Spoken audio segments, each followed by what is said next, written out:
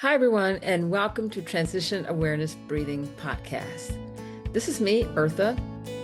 Welcome. Thank you for joining me today. I'm so glad that you're taking a few moments out of your busy day to check it out and see what we're talking about today. Well, I'd like to invite you on a journey to explore incentives. What does incentive mean to you?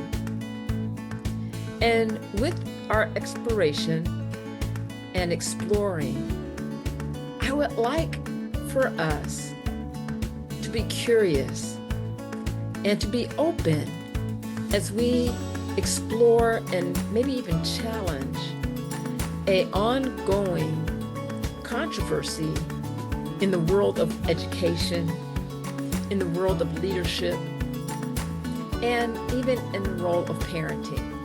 Are you ready? First, go back to those questions. What does incentive mean to you?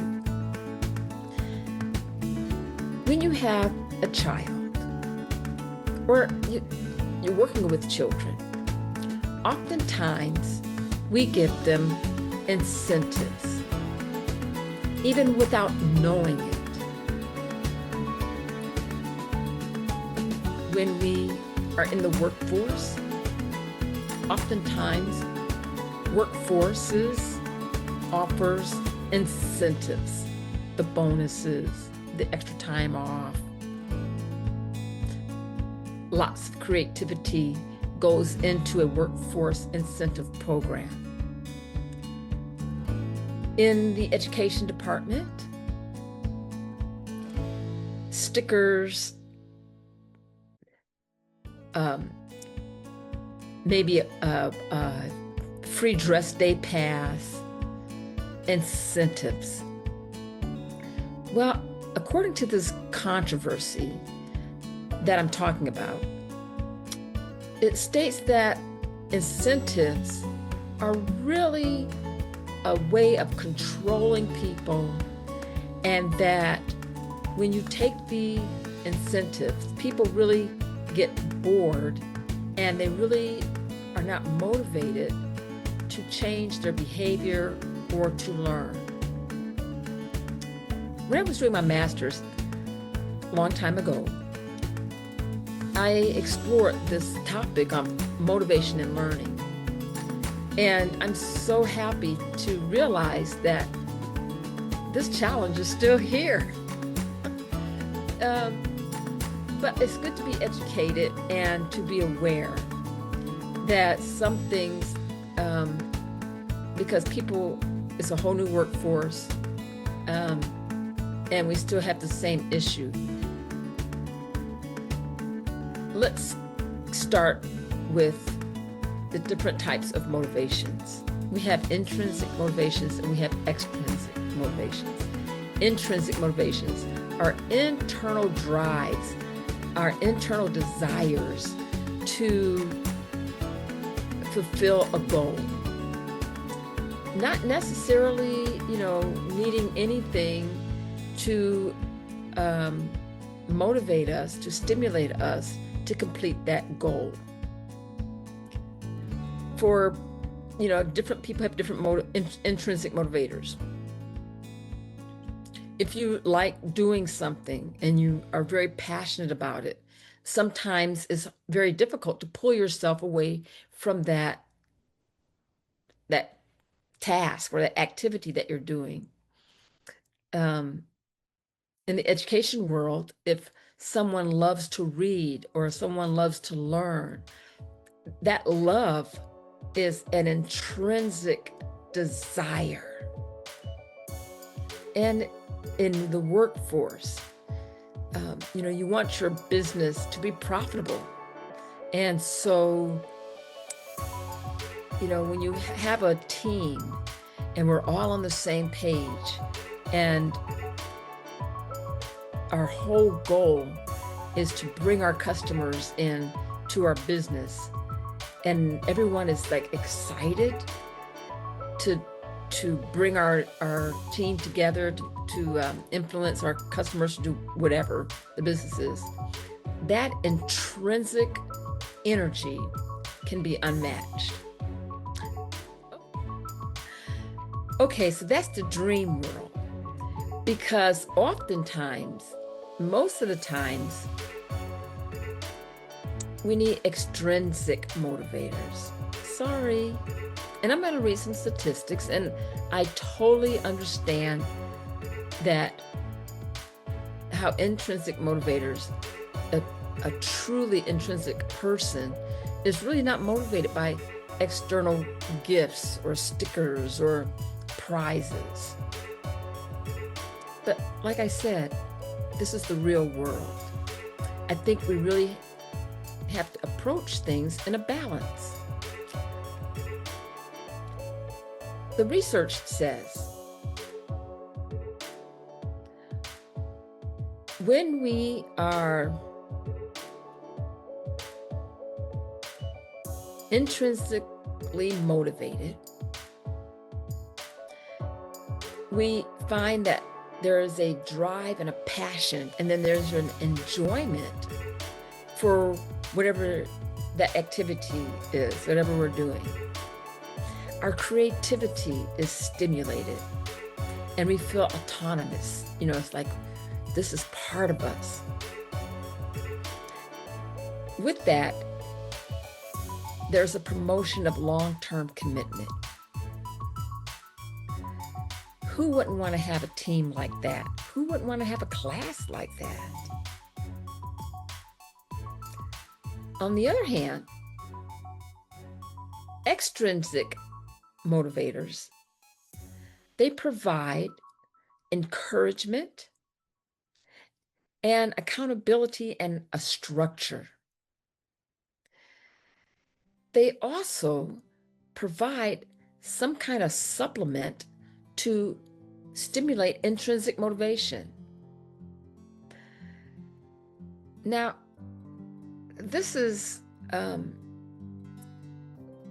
where even with extrinsic motivators and even with intrinsic motivators, I have to just want to say that words are important. And sometimes, oftentimes, even with words, you know, being words of encouragement and words of admiration, those words have to be sincere. If a group is always told, you guys are doing a good job, good job, good job, and they hear the same words in the same tone, even that is not a motivator. And so words of affirmation must be sincere. A person can have a wonderful career, a wonderful job, and pull in all sorts of thousands of dollars, have all kinds of perks. But if they're not fulfilled, if this doesn't feel like it's a fulfilling type of job, the job is just a job. And oftentimes performances decrease. That same person can have a job that doesn't pay nearly as much, and yet they love their jobs. And even sometimes, even when we are in a wonderful job, and at first we're intrinsically motivated, there may be a time where the job becomes like a habit. And so part of the intrinsic motivation, I think, has to include growth, include maybe professional growth, growth in the task or whatever we're learning, because even at first, a person is intrinsically motivated, they get bored. The next step of the challenge, I'm throwing all these challenges out because I don't think the answer is just one way or another, black or white. I think there is a lot of in between. And I think even coming up with a solution, we have to be open. When we have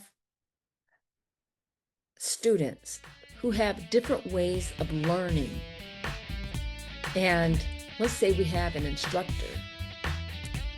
and I'm not speaking about students even who have special needs, but we have a student and maybe the instructor is a type of instructor that says, I don't believe in external motivators.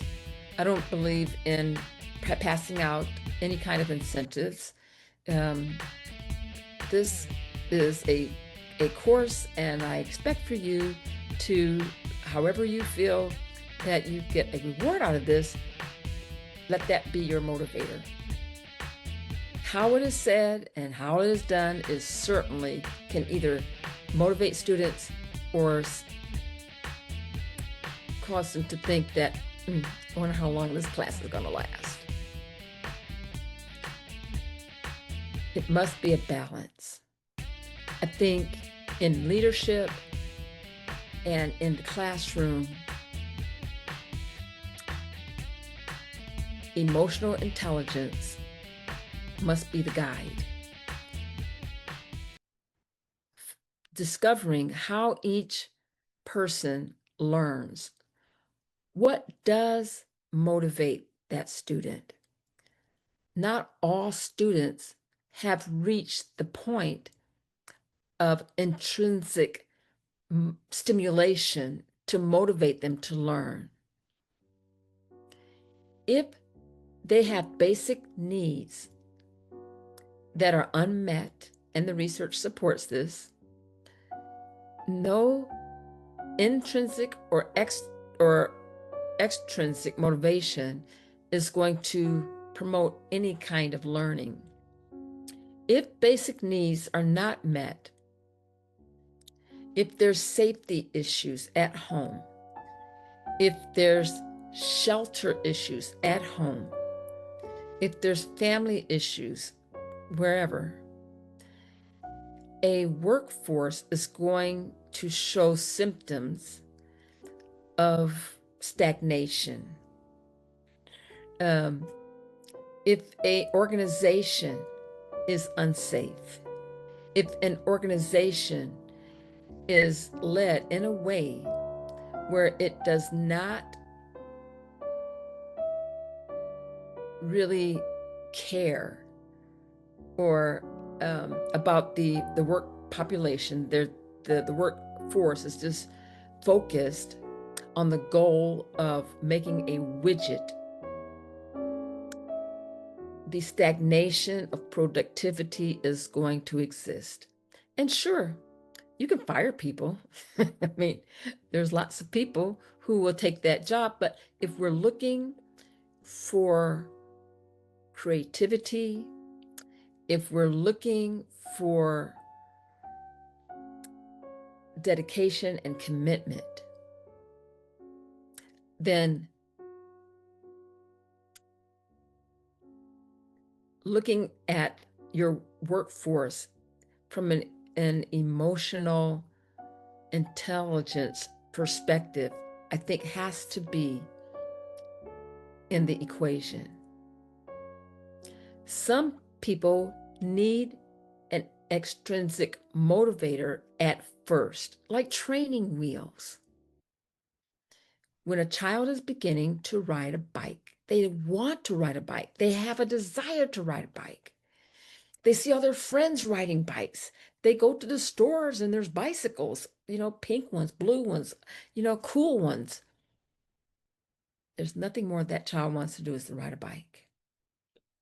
You put the child on the bicycle and say, take them out to a parking lot or a field or somewhere that's they can learn and say, okay, here's your bike, go for it. And the child gets on the bike, and in their mind, they want to ride the bike, and they get on the bike, and they can't even sit on the bike. They're not balanced. And I'm speaking about like a two-wheeler bike. So we have to get the child a bike where they can be successful. Maybe start off, especially when they're little, a tricycle or a balance bike. And then when they move up to a two-wheeler bike, they may need training wheels because there's something in the sense of balance in our heads that has to be developed. And once they get that sense of balance, the motivator clicks on. But to give a child a chance is very, very important. And that situation can even be spelled out in a classroom or in a workforce. If you have a brand new nurse, and nursing shortage is nothing new, and where you have a unit and you're so excited that you have a brand new graduate. If you throw that graduate nurse in a situation with complex patients, complex social situations, that nurse is going to get overwhelmed. The wise thing would be to ease that nurse into different situations and give them some kind of incentive, some kind of communication that they have achieved different levels of taking care of different complex type of situations or patients. And those incentives can be whatever is important to that nurse. Some people, they don't mind having an extra 15 minutes off or extra break. But that has to be, number one, intermediate, temporary. It can't be part of the routine because it becomes routine. And it has to be a step towards growth. So that way, it's like riding the bicycle. You start the child off in a tricycle. Their goal is to reach the point where they're riding a two-wheeler bicycle without training wheels. The goal of the nurse is to be able to manage a complex unit with complex situations. But to throw someone in a situation without any kind of incentives or extrinsic motivators, I think that will also contribute to a person being overwhelmed, building lack of confidence, questioning themselves about their abilities. As an educator, I firmly believe that everybody can learn. I also firmly believe that everybody learns differently. So in my program, I do offer incentives. I do offer intrinsic motivators. And those intrinsic motivators and those incentives are like training wheels. They're to build excitement. They're to build interest. And then we reach a point in my program in teaching mindfulness to children. It builds a basic habit, and my goal is to help the children grow in their longevity of practicing mindfulness. And so with that, I use a lot of different creative incentives, creative motivators, and I also listen to my students and find out what they like and what is motivating for them. later on, when they get more experience, those extrinsic motivators and those incentives, they decrease. Let's continue. I'd like to share some research out there that's in the literature that were really against incentives. Edward Deci shares that this is way back in 1971. Deci says that when they did an experiment and students were paid to solve different problems, different puzzles, but once the payments stopped, their interest stopped. Okay, I think that's a natural behavior. um, I think our bodies are made that way. Our bodies are made for satisfaction and to satisfy our desires. And if our desires are not satisfied, the the actions stop. Um, so anyway, Deci concludes that a reward system can diminish intrinsic motivation, especially for tasks that are inherently enjoyable. Um, it depends on what is meant by enjoyable. And I think we have to explore maybe the goal of the students in this study was to make money. That was the ultimate goal. And maybe that's why their interest really decreased, not because they were doing the puzzles for fun, they were doing the puzzles for money. That was their motivator. Alfie Kohn in 1994 published a study called Punishment by Reward.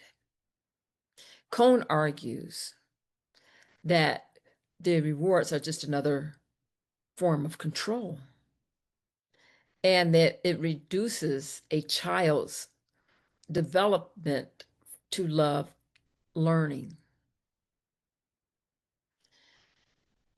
He states that in his book, the more you reward people for doing something, the more they tend to lose interest in whatever they had to do to get the reward. I think again, it depends on what the goal is. Um, Oftentimes, I think we lose focus that whatever the task is or whatever is put on the agenda to learn has to be important for the learner. And I think as an educator, I'm talking about myself, as an educator, if we don't help our students understand the importance of a topic, they do lose interest. It doesn't matter if there's intrinsic interest or motivation or external. For instance, sometimes in in colleges and high schools, you're asked to take a class, and even in grade school, that you're really not interested in. And so the performance is really decreased, especially in the elementary levels when children are developing their reading skills or their math skills. And they really don't find the topic interesting because the topic is difficult. I think as an instructor, as a motivator, it's up to the learning environment to break the information down and to present to that student the importance of the topic, and along the way to put in some kind of incentives or motivator to help the child succeed. Because oftentimes it's just a matter of development and maturity before that child can realize the importance of different topics.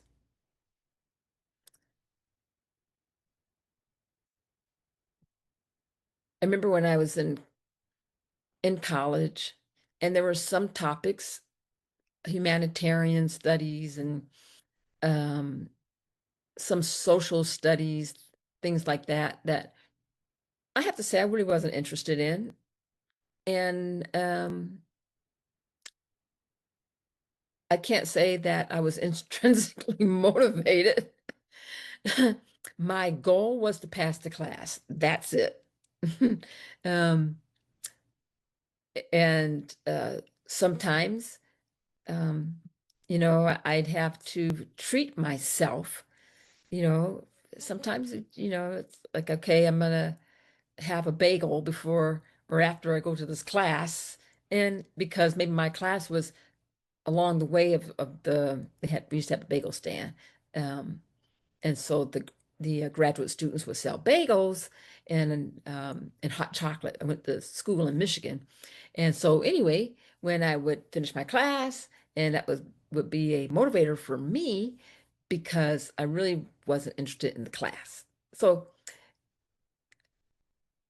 understanding the importance of some of these things, I think it really boils down to the educational environment. I think also um, understanding what that child's or what that student's goal is.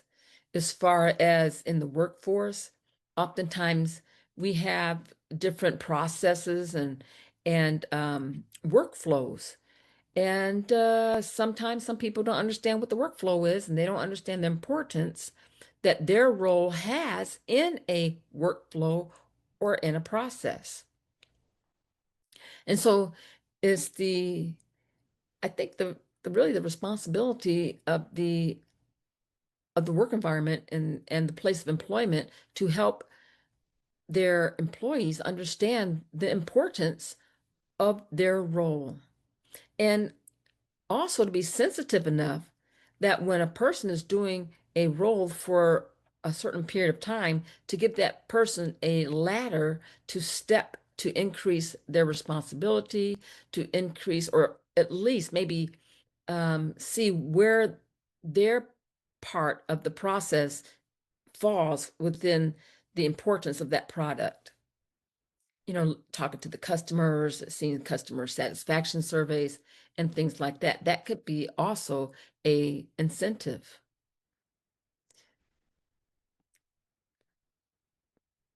Simon Burgess, in his study, Mixed Results in Field Experiments, um, found that incentives had little average impact on performance. Only a small subset of students responded positively, suggesting limited effectiveness overall. And what this study is a randomized trial of over 10,000 students in England were tested financial and non-financial incentives. Again, it depends on the goal.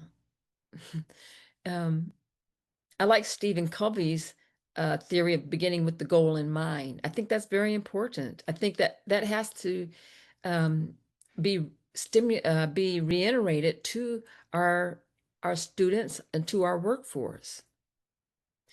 I found on my son's desk, I'm in his office. He's 13, okay, and he wants a little autonomy. And so um, during the summer, he has an office. It's very, very extrinsically motivated, period. So all those studies out there, it's all right, it's okay.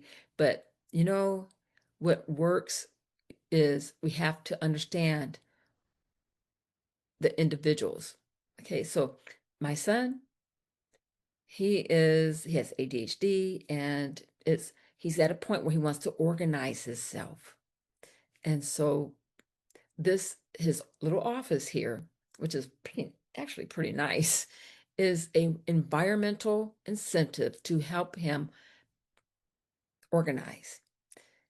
And I found that he completed on his own. It says certificate of completion is awarded for his outstanding completion of 200 hours practicing Excel. Okay, a certificate of completion. A certificate of completion is an external motivator. We get them all the time. Okay, when we complete an educational task, if intrinsic motivators or if is the certificate of completion is an extrinsic motivator for a performance on his Excel that he did on his own. I finished some of my contact hours for my nursing profession. What did I get? A certificate of completion. Okay, does this really motivate me? What it did is it provides me with documentation that I completed my goal. So I like having documentation of completion of my goals so I can pass it to my licensing agencies to show that I am meeting their standards. um, my son and I, we participated in a lot of volunteer work at the San Antonio Food Bank, and we got a certificate of appreciation. Yeah, they said thank you, and we could see how much work we got done. But again, this provides a documentation, more important maybe for my son because he's, advancing into the higher grades now. But it just felt good to me to spend time with him and to show the community that we really do care. This was also in response to the big flood that we had here in Texas that was just devastating during the 4th of July holiday. So, in summary, I think I would like to just summarize and recognize that I understand 100% the controversy regarding how extrinsic motivators can decrease intrinsic motivation. But I don't think that's the end all answer. I challenge it. And some of it I think is another piece of the puzzle has to be added into it, is that goal recognition and also identifying a learner's needs and how they learn and what's motivating them to learn, and also to be sensitive, emotionally cognitive of that person if all their basic needs are met, according to Maslow's hierarchy of needs, their need for shelter, safety, and food. And also, even in a workforce, a workforce which is not threatening and fair, because if a workforce is not fair, or if the workforce is threatening, and if the workforce thrives in fear, that's also a demotivator. So I think we have some work to do, and I look forward to looking at other researchers and getting your opinion on what's an incentive, what stimulates you to motivate yourself or others, and recognizing that our words really matter in these situations, that when we offer words of affirmations, that they must be sincere. And even with the certificates, this is not the goal. This is just a documentation of completion. And that in itself is like a stepping stepping tool towards a higher goal. And so that's our journey. And I think our journey is just beginning, but we have to start somewhere. And so, we just don't want to put ourselves on a two-wheeler bike and just, push ourselves into a parking lot and just think we're going to get our balance straight. I think let's make this like common sense where we have to help each other. And if someone needs a little bit of incentive or a little sticker, give them a sticker. And recognize that this is not the goal. This is to help you reach your goal. And hopefully, when the intrinsic part of their development kicks in, they can remember those good feelings they had. And that's where the mindfulness part comes in. When they have victory, when they have a good sense of accomplishment, that we allow our students and our workers to stop and pause. And when you get that certificate, pay attention to how you're feeling. Well, how does that make you feel? That good feeling.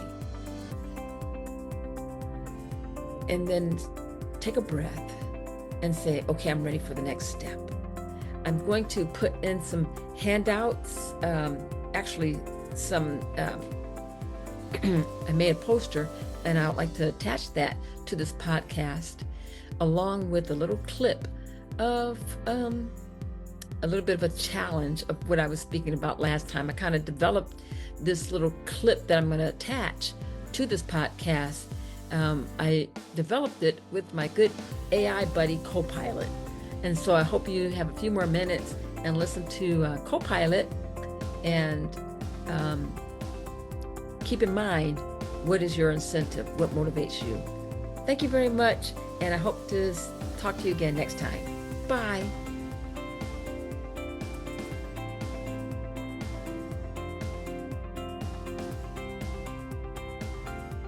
Okay. Welcome, Copilot. It was really interesting working with you to put together this presentation.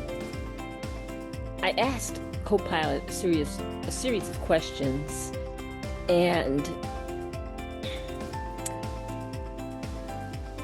the answer to those questions were made into a presentation, a podcast type of presentation.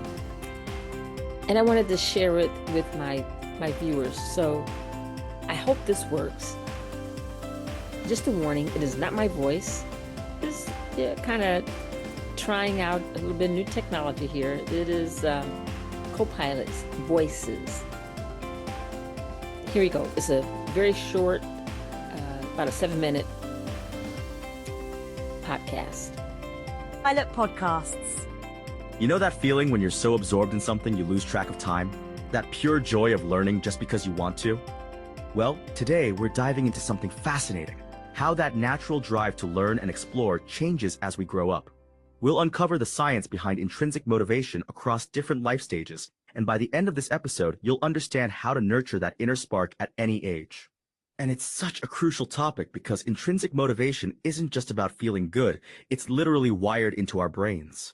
Recent neuroscience research has shown it's connected to our dopamine systems, the same networks that make us feel rewarded and satisfied.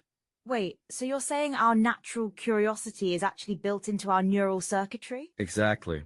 Studies have found that when we're intrinsically motivated, specific neural networks activate, ones that handle attention control, salience detection, and self-referential thinking. It's like our brains are designed to reward us for learning and exploring. That's incredible. So how does this play out in early childhood? Well, young children are naturally curious explorers. Research shows they spontaneously seek out novelty and challenges, even without external rewards. I've noticed that with kids, they can get completely absorbed in something just because it interests them. And here's something fascinating. Studies have found that intellectually gifted children show significantly higher intrinsic motivation across all academic subjects compared to their peers. Really? Across all subjects? Yes, according to a longitudinal study, gifted children consistently showed higher motivation in reading, math, social studies, and science. They simply enjoy the process of learning more. That's fascinating. But what happens when kids hit adolescence? I've heard motivation can change then. That's actually a critical transition point. Research shows there's often a decline in natural interest and engagement during the elementary school years. Is that just a natural part of growing up? Interestingly, researchers believe it's not inevitable. Studies suggest it's more about how schools and teachers approach learning during these years. So it's not the kids, it's the environment? Exactly. When learning is framed around extrinsic goals like grades or rewards, it can actually undermine intrinsic motivation. That's pretty counterintuitive. Trying to motivate kids with rewards might actually make them less motivated? Yes, and this effect has been consistently demonstrated in research. When external rewards are introduced for activities that were initially intrinsically motivating, interest often decreases. So what happens as people move into adulthood? Does intrinsic motivation continue to change? Recent research with adults shows some really interesting patterns. A 2024 study found that intrinsic motivation in adults is closely tied to 4 key experiences. What are those experiences? They are interest, flow experiences, feelings of personal expressiveness, and hedonic enjoyment. When these elements are present, adults report higher levels of intrinsic motivation. Flow, that's that state where you're completely absorbed in what you're doing, right? Exactly. And what's fascinating is that these experiences remain important across different adult age groups. Does that mean our capacity for intrinsic motivation doesn't diminish as we age? That's right. The research shows minimal evidence of age-related differences in how adults experience intrinsic motivation. That's actually really encouraging. It is, and it suggests that we can maintain and even cultivate our intrinsic motivation throughout our lives. But what about work? Does having to do something for external rewards affect our intrinsic motivation? That's where it gets interesting. Adult research shows that when people can connect their work to self-defining activities, things that align with their values and identity, they maintain higher intrinsic motivation. So it's about finding personal meaning in what we do? Exactly. And this applies across different contexts: work, hobbies, learning new skills. You mentioned earlier about the brain's reward systems. How does that play into adult motivation? Well, those dopaminergic systems continue to respond to intrinsically motivating activities throughout our lives. It's part of our evolutionary heritage. We're designed to find learning and mastery rewarding. That's fascinating. So our brains are actually wired to enjoy learning? Yes, and it's a really ancient system. These neural pathways are found across species. It's part of what drives exploration and adaptation. So what can we do to protect and nurture this natural motivation? Research points to 3 key factors: supporting autonomy, providing opportunities for competence development, and ensuring activities feel personally meaningful. Can you break those down a bit? Sure, autonomy means having choice and control over what you're doing. Competence development is about having the right level of challenge, not too easy, not too hard. And personal meaning? That's about connecting activities to your values and identity, what matters to you personally. This seems particularly important for parents and educators to understand. Absolutely. The research suggests that how we structure learning environments can either support or undermine intrinsic motivation. What are some practical ways to apply this? For children, it means providing opportunities for self-directed exploration and avoiding over-reliance on rewards. And for adolescents? Focus on connecting learning to their emerging interests and identities, and provide meaningful choices about how they learn. What about adults? For adults, it's about finding ways to align activities with personal values and creating opportunities for flow experiences. This really shows how intrinsic motivation isn't just one thing, it evolves with us. Exactly.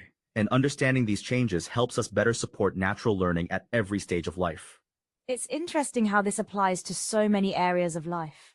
Yes, whether it's education, work, or personal development, intrinsic motivation is a crucial factor in engagement and success. And it seems like the key is creating environments that support it rather than trying to force it. That's exactly right. It's about nurturing what's already naturally there. This has really changed how I think about motivation. And that's what the research shows. Understanding motivation helps us work with our natural tendencies rather than against them. Do you think this understanding will change how we approach education and work? I believe it already is. More organizations are recognizing the importance of supporting intrinsic motivation rather than relying solely on external rewards. That seems like a positive shift. It is, and the research suggests it leads to better outcomes across all age groups. What's the most surprising thing you've learned about intrinsic motivation? probably how consistent its importance remains throughout life. From childhood to late adulthood, it's a key factor in learning and well-being. That really puts things in perspective. And it shows why understanding these developmental patterns is so crucial for supporting lifelong learning. Well, this has been incredibly enlightening. Any final thoughts? Remember that intrinsic motivation is natural. Our job is to protect and nurture it, not create it. That's a perfect note to end on. Thanks for joining us on Co-Pilot Podcasts. Remember, that drive to learn and explore is part of who we are at every age. Well, thank you for joining me, and I look forward to talking to you again next time.